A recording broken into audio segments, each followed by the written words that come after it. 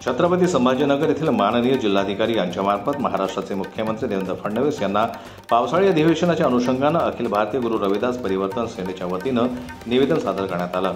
भारत स्वतंत्र झाला तेव्हापासून तर आजपर्यंत चर्मकार समाजाच्या समस्या अजूनही सुटलेल्या नाहीत। चर्मकार समाज आजही मागासलेल्या परिस्थितीत आहे। त्यांना आजपर्यंत हक्काचे घर किंवा घरकुलही मिळालेलं नाही।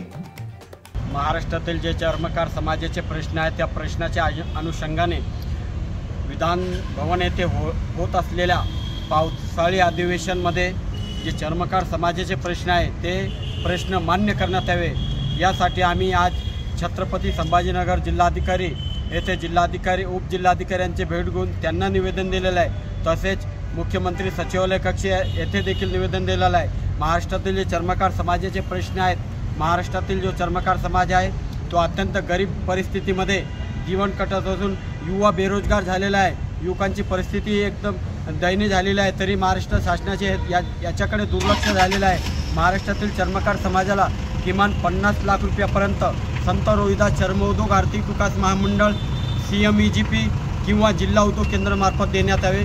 तसेच संत रोहिदास चर्म उद्योग आर्थिक विकास महामंडळाचे जे कर्ज आहे तुटपुंज स्वरूपाचे ते कर्ज सरसकट माफ करण्यात यावे। महाराष्ट्रातील चर्मकार समाज गाव खेड्यात राहत असून हा झोपडपट्टीमध्ये राहत आहे। अजूनही चर्मकार समाजाला घर नाही। या चर्मकार समाजाला सरसकट घरकुल योजना राबविण्यात यावी। तसेच प्रत्येक जिल्ह्यात संत शिरोमणी गुरु रविदास सामाजिक सभागृह खासदार निधी आमदार निधीतून बांधून देण्यात यावे अशी ताकीद देण्यात यावी। तसेच बँकेत प्रकरण गेल्यानंतर बँकेतील जे अधिकारी वर्ग आहे ते कर्ज देत नाही, कर्ज देण्यासाठी टाळाटाळ करतात।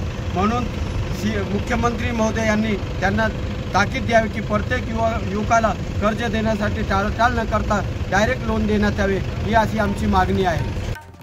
वस्त्यांमधील रस्ता असो, पाण्याचे प्रश्न असो, हे सुद्धा सामाजिक स्तरावर सुटलेले नाहीत।